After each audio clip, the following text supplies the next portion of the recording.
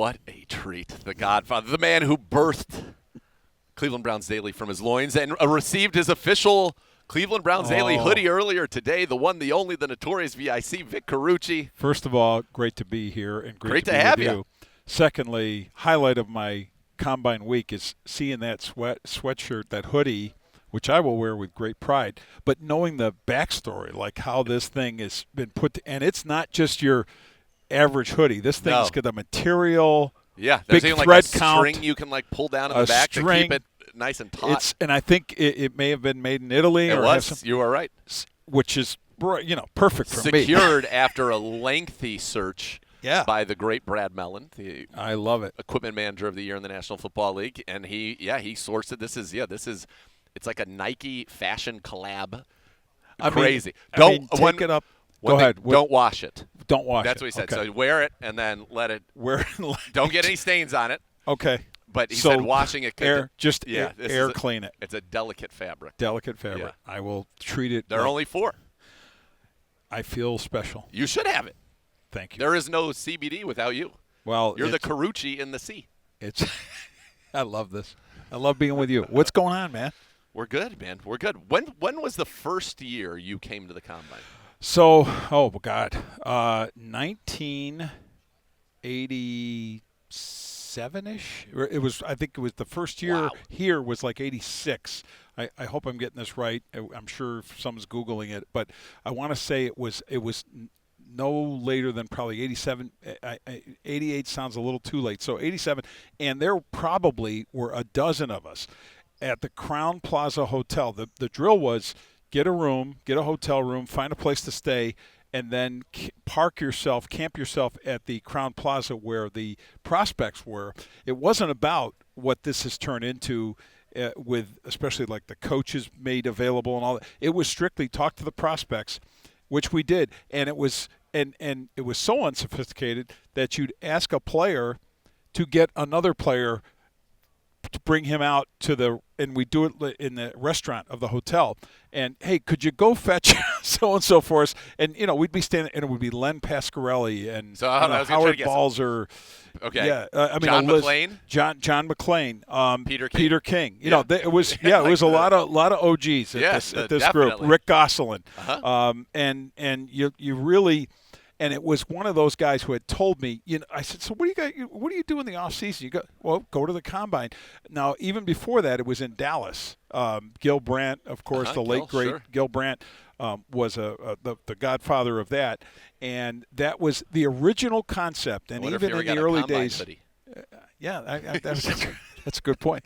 The original concept, Nathan, was that this would be the centralized place, the number one, and it's still probably one of the most important elements of it, was to get medical information gathered and collected.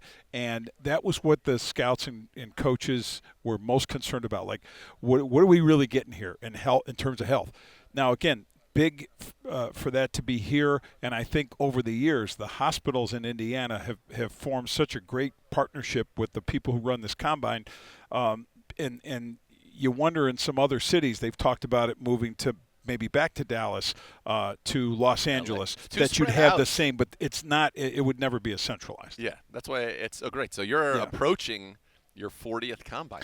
Feels something like that, and I will say every year it feels a little bit different because, first of all, you see the changes, especially in the coaching ranks and the team ranks, and the media ranks. I mean, we're in this massive area, which you asked me back in the 80s, could I picture something like this however many years later, 30-some-odd years, almost 40 years later?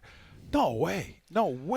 Did I see it growing like this? But what would happen is sports writers especially, this is back before it became more multimedia. It was growing in that way, but mostly convincing their editors that it's a reasonable spend from the budget to send me to this event. I'll get you draft prospects that will backload all the stuff we need for the draft. Plus, we'll talk to other people around the league, and we can gather quotes, and it's content heaven. Yeah, absolutely. This is probably like 12 for me, maybe in that range. 10. Well, we had the COVID year, so probably 11. When I first came, it was the media row was in the concourse of the stadium. Yes. And there were maybe a handful of teams that came. CBD, we set up yeah, there, we were right? set up, yeah. No, maybe a handful of and that's the other trend, of course, that we're one of the core original teams that had its own radio and of course video, but that too growing added to that, and then the NFL or the combine organizers realized we don't have enough room for all these people, and it was getting. And I will add this, that more than a few coaches and executives and the occasional team owner that shows up said, don't necessarily love the idea that it's that convenient for these guys to run us down in the hallway and grab us for interviews here, which of course led to a more organized, I'm pointing in the direction of where those press conferences are, more organized way of doing that. So when you come out here, obviously you've got a Bills focus. You have the Browns in your heart. What are some of the big stories, just NFL-wide, that you're interested in? Because coming here, the thing I like about it the most is, a lot of the information you get happens late at night, right? And you're able to go and talk and kind of find things out. So what are some of the things that you're interested in? Well, you hit the key, and that is the networking ability, and you do get a more relaxed. There is no time during a football season when you're going to have the people who make these decisions as relaxed as they're capable of being. Yep. They're the most paranoid humans in the world, football people. I found that out long ago. But capable of kind of chilling a little bit and maybe over an adult beverage somewhere, and you just kick back and have a conversation. It doesn't necessarily have to be a formal interview that you're going to quote the person on the record. But you're right. You're getting good download and good background. That's one thing. But as far as the issues are concerned, Nathan, I mean, you don't forget that you are here to try to get a feel for the draft. This is usually when most of my homework gets done, or preliminary homework, to get a best feel. I can't say that before this I can tell you, other than the top line names, who are the prospects to look for. But when you're starting to dig deep into the positions, and you're like a team like the Bills that I'm mostly covering, 28th pick, you got to really kind of know the depth of, say, wide receiver. We don't pick till 52nd. So. There you go. That's even third straight year without a first-round pick. More of a challenge. But that all said, I think it's getting the depth of that. I think are there going to be some the competition committee, and that's another change that's happened. This is the beginning portion of the intense work that they do right through the league meetings. So Sean McDermott, the Bills coach, is on that committee for the first time, and it's been interesting talking to him about what's being discussed in those rooms. I think they had their third meeting today of this combine, and he referenced player safety issues, but it was interesting, without revealing too much of what's going on behind those closed doors. He made a point of bringing up kickoffs, and I think we all know that it's a play that's been downsized so much or minimized so much that you wonder, is it going to be just taken out of the game? It sounds like the reverse is happening. Which is we good. Want to find a way to make an exciting, interesting play more relevant. Yeah, and it sounds like the XFL rule is possibly what they're looking at, because you had a Super Bowl where there were 13 kickoffs and 0 were returned. Right. And that's exciting. Devin Hester's getting inducted in the Hall of Fame this year. He's the greatest returner of all time. And as a member of that selection committee, I was happy to see that, because he should have been in immediately, in my opinion. Well, and I was happy to see it happen to see it for him, even though it's a different guy. But Steve Tasker for the Buffalo Bills has, I think, been a long overlooked, and there's been a prejudice against special teamers because of the amount of or how little they're on the field. And when the decision comes, are you picking a guy who's on the field for 5 plays versus the guy who's on the field for 50 plays? And how do you rectify that in your mind? Well, you know what? It's the impact and the game changing. And he changed the game. He influenced how teams function in their kicking game. So I'm talking about Hester, but now I think you could say the same about Tasker. Now he's in that senior pool, but that might happen. Back to the other thing about what this combine is about. This is real quick. Go ahead. Yeah. I find this. I want to Hall of Fame. You got me thinking. So, all right, sure. Dion was complaining that now there are too many people in the Hall of Fame, and there should be the special wing for the best of the best, which Yeah, the Hall of Famers and then the Hall of Famers. Right. Yeah. Once you're in the Hall of Fame, you're in the Hall of Fame. That's how I feel. But Right. I think one way to conceptualize, if you're trying to think about, and I'm curious to get your take on this, who the best players ever were, is if there were an ultimate game that was played, 253-man rosters, are you in that game? If you're in that game, to me, you're in the Hall. And if you're starting in that game, now you're in the Hall. Devin Hester, from the second that he became eligible to be in the Hall of Fame, would have been the first returner chosen in the ultimate football game ever to be played. Right. To me, that means he's got to be in the Hall of Fame immediately. Yes. No question. And without our rules prohibit me from going into any real depth on what was discussed. Sure. But there was a lot of discussion in our meetings I want you to use that. I want to use the ultimate game discussion. I've made a mental note. Yeah, good. I'm going to call it the Nathan rule.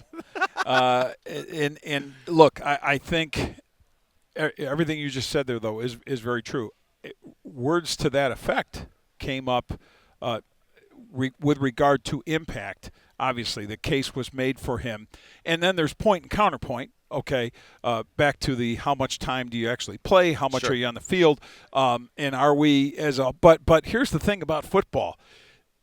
The game includes people who don't have as many snaps as others. That's just part of the game. And I think ultimately the common sense reaction to a discussion about a specialist player is he's as much part of the game as the quarterback. It doesn't – per Deion Sanders, maybe it doesn't feel like you would put him in the over-the-top Hall category, but I'm not down with that at all. I think that it was a rabble-rousing kind of move, and as a selector, as a voter, look, we never get told how great a job we've done to put a class in. We always picked on by the folks who say, look at who you left out.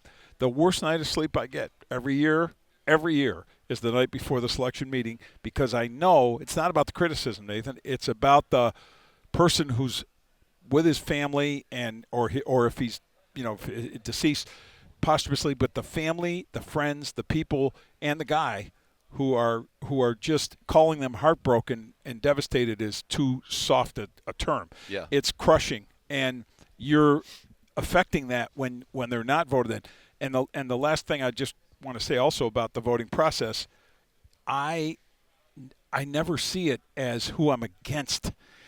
I'm for it. Remember, there's a reduction. We start with 25. We get it down to 15. We get it down to the final 7 or 8.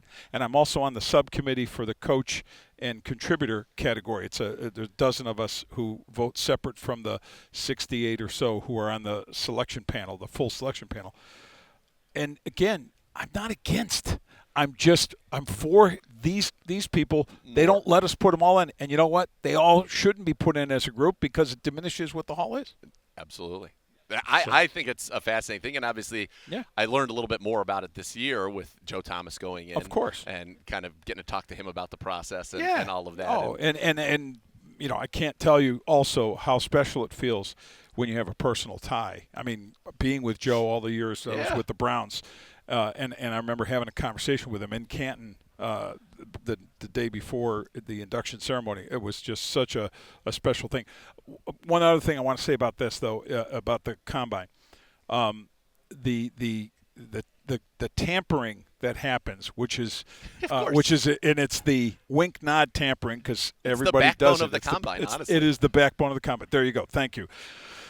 Because more business is getting done, or the groundwork of business is getting done in these days than gets done at any other point. The agents come here ready for bear, loaded for bear, ready to strike, to do something. They are setting their game plans for the free agency period. The GMs are doing the same thing. Who can we retain? Who do we need to restructure? Who are we saying goodbye to? Who's going to take a pay cut? Who's going to whatever it is?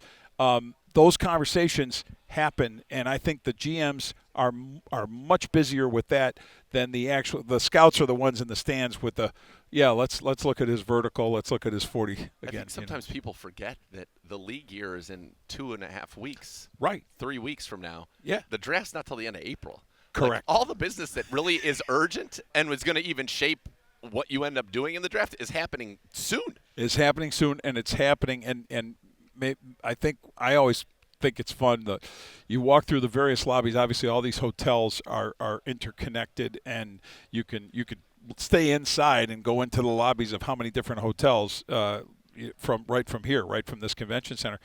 And you just drift. I used to always I'll probably do it tomorrow. The tour of the lobbies just to see who's talking to who. You know what the conversation is. You see Drew Rosenhaus sitting with whoever, Brandon Beane or whoever the GM is, and I know what they're talking about, and it ain't the weather. Yeah, exactly. All right, let's talk a little Bills, and then we're going to talk a little Browns. Sure. Heartbreaking for the Bills again this year, probably at home, the way that just everything about tough. Where do they go from here? Because it's you have windows, you have guys getting older, especially on the defensive side of the ball for them. What's that look like? I feel like with Josh Allen, you're always going to be in the discussion of being able to pry the window open to some degree. But it feels like there could be a lot of changes on both sides because Diggs, who knows what's going to happen there, and Davis is a free agent and going on. I think it's going to be a very different looking team. It has to be because start the conversation with 21 or 22 free agents, pending free agents. Good ones. And good ones. And a guy like a Micah Hyde, who has been a fixture in a secondary. How many secondaries, how many safety combinations where you had Micah Hyde and Jordan Poyer, former Brown, but 7 years together? That's unfathomable. When you really look at that and say, and even though Hyde missed most of last season, they still have been and even when they bring them out post game for the news conference, they have to do it together. It's like a thing. It's their brand. So that change alone would be a big one, saying goodbye to Hyde. But overall, going to be very tough. Now, the fact that the salary cap went up from a projected, 242-ish to 255.4 million per team, the gain of that 13 or so million could influence and help the ability of Buffalo to possibly retain some people they might not have been able to.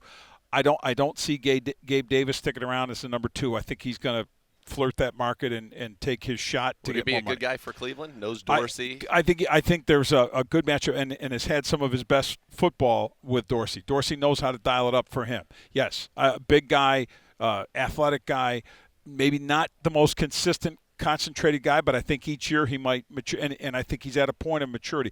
Hardest worker you'll ever see. This guy from draft day, there was video of him running routes and working up an incredible. I got tired watching the video of him after he was selected by the Bills. And then you say it with Josh Allen. Yes, the window stays open as long as he is their quarterback. However, the defense is going to is got some big questions. Tre'Davious White, does he come back from that knee? Von Miller, is he ever going to be what he was at the beginning of 2 seasons ago? You look at Stephon Diggs. His contract is big and I don't see it as a good fit for a guy whose production tailed off. Now, asking Brandon Beane about it, he says it's business as usual, but I'm not convinced that that's truly the case. Yeah. I think something's got to give, and asking him to take a pay cut, my guess is he won't love that. Yeah. And that could be a big problem. But that wasn't brought up. That's me talking. Look, like you said, the heartbreak. Hey, they got everything they wanted last year, despite a season that at one point looked like they weren't going to make the playoffs. Then they turn into the number 2 seed. They win their 4th consecutive division title. They get the Chiefs in Buffalo, and the whole story was if you can't beat the Chiefs in Arrowhead, but you get them in Buffalo, that'll be different. Well, it wasn't different, but it was the way it happened. Diggs dropping a deep pass, Tyler Bass wide right on a very makeable distance field goal. Those are the things that sting and will stay with them. So we'll see. And by the way, the competition, including the Browns, the competition in the AFC isn't going to get any easier. No, it's loaded. But going back to when you were talking about the Hall and special teamers, Bills maybe win that game without special teams. Hey. And I'll tell you what, the Niners win the Super Bowl without special teams. And do you remember the Monday night season opener against the Jets? How that game ended? Special team. It'd be a punt return touchdown there from you go. The kid from Hard Knocks, Xavier Gibson, I want to say maybe his name was. Yeah.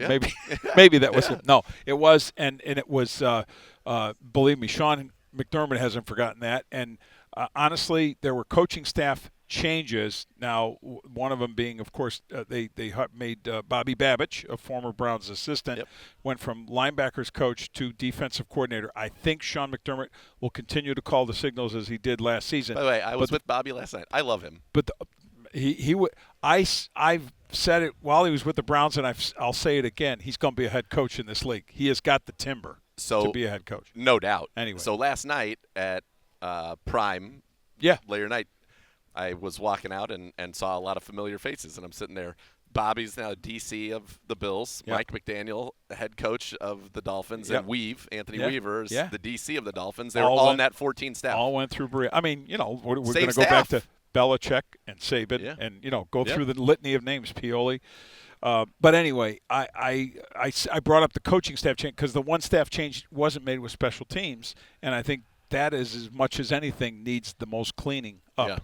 Well, because special teams is one of those things that you don't want to talk about, but when you are, it's typically bad. The ball goes off the guy's foot. For the Niners, that gives a touchdown. You miss an extra point or blocked. That's 8 points. Decisive. Yeah. Could be our guy Kyle also with the Browns on that same 2014 staff. Could have got his first Super Bowl. All right, talking about the Browns. Yes. We finally got to see in the second half against the Ravens, Deshaun, that was why they brought him here. Mm-hmm. Flawless. Leads a come-from-behind victory in Baltimore against a team that, for a portion of the season, many people thought was the best team in the NFL. Then he doesn't play again. We get the wild time with Joe Flacco, but now it's back to Deshaun. And that's why you bring in Ken Dorsey, try to help him out. We talked about that on Browns Daily. What do you kind of see from this team as some of the things that they've got to do this offseason to be able to take that leap? I mean, obviously staying healthy can't control that, but to be able to take that leap. Well, they're as much as it worked out remarkably well, you'd have to say, and why Kevin Stefanski got my Coach of the Year vote, as much as you can say that with 4 different quarterbacks, that can't happen again or anything close to it. The final 8 in the NFL, only C.J. Stroud missed games, and he missed 2 with a concussion. And the only quarterback that can play or that needs to play and not only play the fullest of seasons, but take it to that level of what inspired the whole purpose of bringing him aboard is Deshaun Watson. You ask me a simple answer to the question, it has to be Watson or bust. It has to be everything about their season is driving there. Now, they threw an asset at it with the Ken Dorsey hiring. Now, I also think Alex Van Pelt, I have high regard for him. I've known him since his rookie year in the NFL as a player with Buffalo. I don't necessarily know that it was an upgrade at coordinator, but I'm going to tell you it's different. That's my point. I don't think in any way the graph went up or down, because I do have great regard also for Ken Dorsey. I also thought when Ken Dorsey was fired by the Bills, it felt a little scapegoatish, a lot scapegoatish. Josh Allen felt terrible. And Josh was crushed because Josh was the reason he got the job, and Josh also was the reason he got fired, and Josh knows it, and he'll probably have a hard time forgiving himself for that and wanting it to happen, even if things worked out well with Joe Brady. All of that said, back to the Browns, Dorsey's learned some valuable lessons about balanced offense, and if the sweet spot can be found between getting the max out of Dorsey as the max out of Watson from Dorsey as the thrower runner, the thrower on the run, but there will be some running component that I think he designs well, and did it for Cam Newton before he did it for Josh Allen as a quarterback's coach in Carolina. And then the running game itself being a presence, being something that takes the pressure off, that all those components are there with the O-line. And I have faith that Stefanski can figure that out and get it done. But here's the other bottom line. Can't succumb to the feeling of pressure, the pressure cooker that is this season, the stakes being what they are. And the realization of that, and sometimes the thought of that, and even if everybody says the right thing, we know what we're doing, it's no different than it is different. We can say it from the outside. They may not necessarily want to acknowledge it, they being the coach, the GM, the whole works.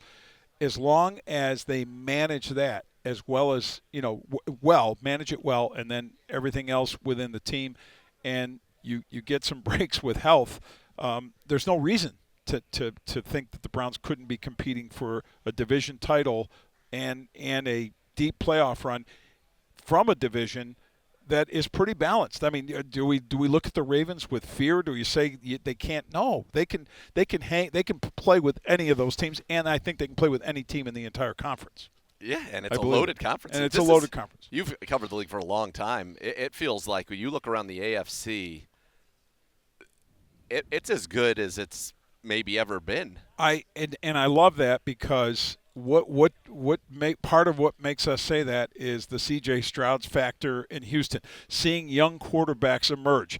Not sure what's going to happen with Pittsburgh, but we sure as heck know a healthy Joe Burrow in Cincinnati. Look what that means. Right. Again, we know what the Browns have. We know what the Ravens have, and there's that MVP quarterback in Lamar, and then Josh Allen, and I can't believe I'm mentioning them. Not necessarily last, but the Chiefs aren't going anywhere, and they're going to be just as good. Why does Andy Reid? Andy Reid is going to. I'm making a little prediction here. Okay. Going to be signing a contract extension soon. I believe he'll, and rightfully so. And what a shock! Super Bowl winner gets a contract extension. He at 65 has no desire to do anything except what he's doing, and why? He's got a 28-year-old freak as a quarterback who's going to be a freak for at least possibly another 10 years. And whatever. You got to tip your cap to him too and really their whole organization for realizing that they had to change who they were. They became a defensive kind of bully team. Reinvented themselves. Yeah, which is incredible. And that speaks to not only the wisdom and intelligence of a head coach, but selling that idea to your team. And Think the Mahomes, you're not throwing for 450 yards every game. You convince this quarterback. Some days you're going to be the caddy to the defense. Really, Mr. Dominant Super Bowl MVP, as great a quarterback as I've ever seen, and I'll in the whole juxtaposition of Tom Brady and Patrick Mahomes, that conversation's real. I mean, there are more pelts on the Brady wall, but it's not just pelts. It's what you see, what your eyes tell you that, oh my God, he can do it. And coming to the realization, he doesn't have to throw for 400 yards and 4 touchdowns every game. Sometimes, and most of the time, it is make 2 or 3 more plays than the other team, and that's he what they will. did. And then when he needed to, we needed to get a field goal to get into overtime. He needed a touchdown to win it. Boom. And and the same thing you'd say about Brady. Give him the ball last, you're probably going to lose. At your own peril. It's right. At your own peril. Yeah, a remarkable season and a great Super Bowl win. And again, it sets up, as you talk about, in this AFC, just loaded. And that's when, and not to mention in the Bills division, maybe Aaron Rodgers is coming back. And if maybe he'll get more than 4 plays. And if he comes back and plays, say 5 or 6, if he comes back and gives them the full season. They're a force. They've got to be considered a force. I think they've got a lot of other issues and problems to overcome that are not Rodgers related necessarily. And Rodgers himself identified the culture thing in the building that he didn't like. So that's got to change. And I don't know is that starting from is that emanating from the top? If it is, might not be as fixable. But I'll buy that. More of Rodgers gives them a chance. And, oh, by the way, don't sleep on the Miami Dolphins.